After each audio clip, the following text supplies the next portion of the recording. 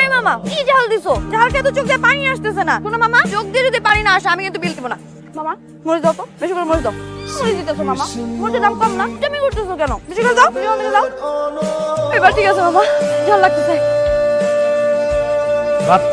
বাচ্চাদের মতো থাকতে পারো না? ঝাল খাইতে পারো না? ঝাল খেতে বলছে কে? পানি দিতেছেন বলে কি জ্ঞান দিবেন নাকি ফ্রিতে? লাগবে না আপনার পানি। ওই নম্বর বাচ্চার যদি পাই ওর খবর আছে, খালি একটা করে পাইনি।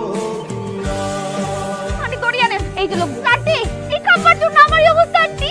আমাকে বলে আমি নাকি বেশি পাকনামি করি। আমি তো কিছুই বুঝতে পারতাছি না। এই পিচ্চি মেয়ে স্কুল ফাঁকি দিয়ে, কলেজ ফাঁকি দিয়ে সে নাকি যে এত ঝাল দিয়ে ফুচকা খাইছে। আমি দেখে বলছি এই পিচ্চি মেয়ে তোমার তো ঝাল খাওয়ার কি দরকার? আপনি পাকনাও বলছেন। তো বলছে পাকনামো করার কি দরকার? জি বান্ধবী, এতদিন তো তুই আমার বান্ধবী ছিল, আর এখন আমার বেস্ট ফ্রেন্ড। এজন্য ভেবেছি আমি প্রতিদিন তোকে কলেজে যাওয়ার সময় নিতে। এত ভালোবাসা কবে থেকে? পরশু। দোস্ত, তোর ভাই তো সেই হট রে। কি দেখো ভাইয়া না তোদের? এসব উল্টাপাল্টা কথা বলিস কেন? ভাইয়াকে ভাইয়ার নজরে দেখবি, নাহলে কিন্তু এদিক টাকা জুতো পাতা দে। গার্লফ্রেন্ড যদি বয়সে ছোট হয় তাহলে অনেক বেনিফিটস পাওয়া যায়। প্রায়োরিটি দিবে, আপনাকে অনেক ভালোবাসবে, আপনার কথায় বলবে, আপনার কথায় বসবে। আজ আমরা জানবো সেই প্রেমিকা থাকার উপকারী। আপনি ভীষণ ছোট হয়।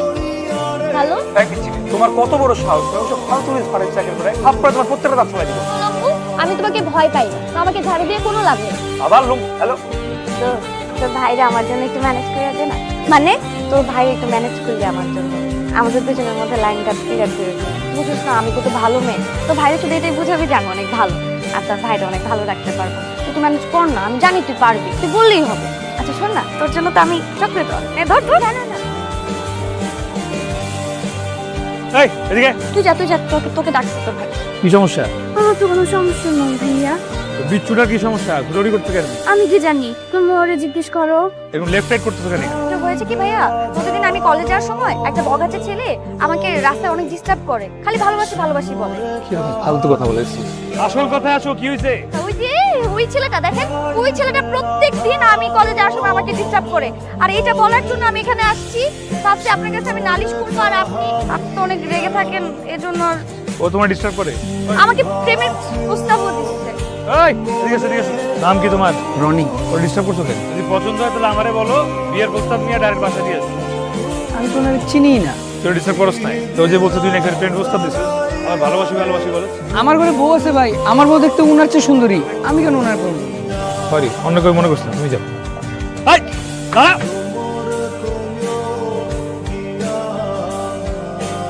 তুমি কি জীবনে সোজা হবে না? এই তো সোজা। খাবার কিন্তু একটা থাপ করে এবার। থাপ্পড় মারো, কোনো সমস্যা নেই, শুধু একটু ভালোবাসা দিলেই না থাপ্পড়ে জ্বালা যন্ত্রণা সব শেষ হয়ে যাবে। এই তুমি আমার তুমি করে বলতেছো? কত বড় সাহস তোমার! তোমারে আমি কি করবা? মারবা? ও তোমার তো আবার মারার অভ্যাস আছে। শোনো, মারো কাটো যাই করো, আমাকে কিন্তু তোমার ভালোবাসতে হবে, ব্যাস।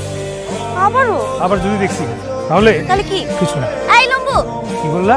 লম্বু, এই যে তুমি আমার থেকে লম্বা। লম্বু না তো কি? দেখো লম্বু, তোমাকে আমি একটা কথা ক্লিয়ার কাট বলতেছি। তুমি যেরকম নকরামি করো না, যদি এরকম নকরামি করো তাহলে কিন্তু দেখো, আমি জানি তুমি আমাকে মনে মনে ভালোবাসো, কিন্তু সেটা আমাকে বলো না। তো এটা নকরামি না তো কি? শোনো, এরকম নকরামি যদি তুমি আবার করো, আমি সাথে করে ব্লেড নিয়ে আসছি। গলা কাটো, আমার কিছু আসে যায় না।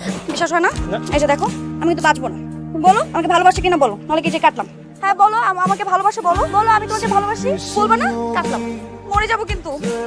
কেটে ফেললাম।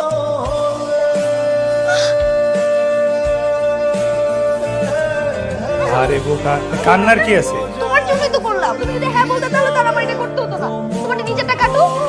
আমার বলে কাটাকাটির কি আছে? আমি দিব না, আমি ইনজেকশন দিব না। না দিলে তোমারটা দাও, আমি দিব না। আমি বুঝলাম না মাইয়াটা এত পাগলামি করতে আপনি হা করেন না। ভালো তো আমারও লাগে। পিচ্ছি একটা মেয়ে, আমার ছোট মনের মানুষ, এইভাবে হয়? হবে না। অবশ্যই হয়, আমি আগেই টের পাইছিলাম তুমি আমাকে ভালোবাসো। এখন শুধু প্রমাণ পাইলাম। কথা শোনো, তুমি আমার ছোট মনের মতো, প্লিজ বোঝার চেষ্টা করো। চাল আগের বছর বিয়ে করতে পারবো। খালি পাকনামো কথা। আমার এখন যত ইচ্ছা আকাঙ্ক্ষা সবকিছু ক্রিকেট ছাড়া আমি কোনো কিছু ফোকাস করতে পারবো না। আমাকে ডিফোকাস দেখলেও সমস্যা নেই। আবার চুপ, সামনে আমার সিলেকশনের আগে প্রেম ভালোবাসা এগুলা কোনো কিছু। এই ব্যাপার, তাহলে সিলেকশনের জন্য বেস্ট অফ লাক। আপনার সমস্যা আছে? বুঝলাম না, এটা সহজে মেনে গেল কেমন? হ্যালো, তুমি উঠো না এখনো? আজান সে কখন দিছে, তুমি এখনো ঘুমাইতেছো? আরে এত রাতে ঘুমাই? হ্যাঁ আমি। এখন উঠো, তাড়াতাড়ি উঠো, উঠে নামাজ পড়ে এক দৌড়ে আমার বাসার সামনে আসবা, এসে হাজিরা দিবা। তারপর বাকি ইনস্ট্রাকশন পরে দিচ্ছি। মানে এবারে সিলেকশনে তোমার টিকতেই হবে। ঘুমিয়ে ঘুমিয়ে কি টিকতে পারবা? উঠো, জলদি উঠো, নামাজ পড়ে আমার বাসার সামনে আসবা। শোনো, নামাজ নিয়ে মিথ্যা বলে কিন্তু পাপ হবে। নামাজ পড়ছো? মিথ্যা বলতেছো না তো? নামাজ নিয়ে কেউ মিথ্যে কথা বলে? ওকে, আগামী 2 মাস পর তোমার সিলেকশন। তো এই 2 মাসের মধ্যে আমার তোমাকে রেডি করতে হবে। আমি কোনো রিস্ক নিচ্ছি না। মানে 2 মাস তুমি জি জানাব, আপনি কি নিবেন? আগামী 2 মাস আমি আপনার জীবন একদম তামা তামা বানাই ফেলবো, যাতে বাকি জীবন আমি আপনাকে নিয়ে থাকতে পারি।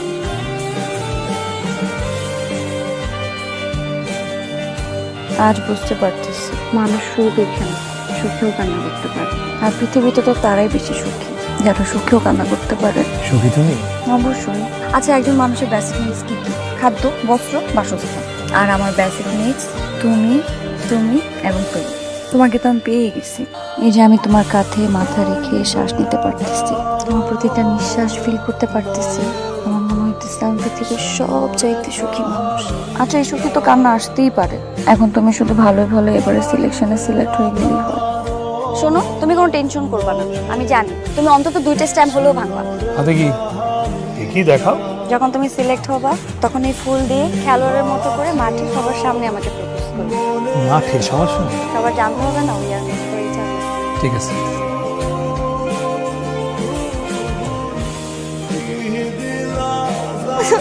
আমি তোমার জন্য কত দোয়া করছি, কত কষ্ট করছি যাতে তুমি সিলেক্ট হও, কিন্তু আমার একটা দোয়া কবুল হয় নাই। আল্লাহ তো জানে আমি তোমাকে কতটা চাই, আমি তোমাকে কত ভালোবাসি, কিন্তু তারপরও আমার দোয়া কবুল করে নাই। আমি পারবো না তোমাকে ছাড়া থাকতে, আমি বাঁচতে পারবো না তোমাকে ছাড়া। আমার কি হবে এখন? আমি মরে যাবো তোমাকে না পেলে। প্লিজ, কেন এরকম হলো? আমি তো এটা চাই নাই। আমি কিভাবে থাকবো এখন? না, কেন এরকম হলো? কেন আমার দোয়া কবুল হলো না? কেন বলে? দোয়া কখনো বৃথা যায় না। যেসব দোয়া কবুল হয় না সেটা কখনো না কখনো স্বভাবে ফেরত আসে। আবার কিছু কিছু সময় দোয়া কবুল হতে সময় লাগে। এই যে যেমন তুমি আমার সিলেক্ট হওয়ার জন্য দোয়া করছো, সেইটা এইবার কবুল না হয়ে আগামী বছর কবুল হবে। কিন্তু আমি তোমাকে ছাড়া, আমার পাগলামো ছাড়া, আমার জ্বালাতন ছাড়া কি থাকতে পারবো? তুমি তো আমাকে বলছিলে যে তুমি সিলেক্ট। আরে লাগলে আমি আবার চেষ্টা করব। সামনে তো সময় আরো আছে। যতক্ষণ পর্যন্ত আমি সিলেক্ট না হই ততক্ষণ পর্যন্ত আমি সিলেকশনে ট্রাই করতেই থাকবো। কি আমার ক্রিকেটও লাগবে, আমার কোচ হিসেবে তোমাকেও। তোমার মন থেকে আমাকে ধাক্কা দিয়ে বের করবে না? না। তাহলে তুমি আমাকে ভালোবাসো? হ্যাঁ, তাহলে আমাকে প্রপোজ করো, হাঁটু গেড়ে প্রপোজ করো। আমি তোমাকে ভালোবাসি। আবার বলো, আমি তোমাকে ভালোবাসি। আবার বলো, আবার বলো। আমি তোমাকে ভালোবাসি।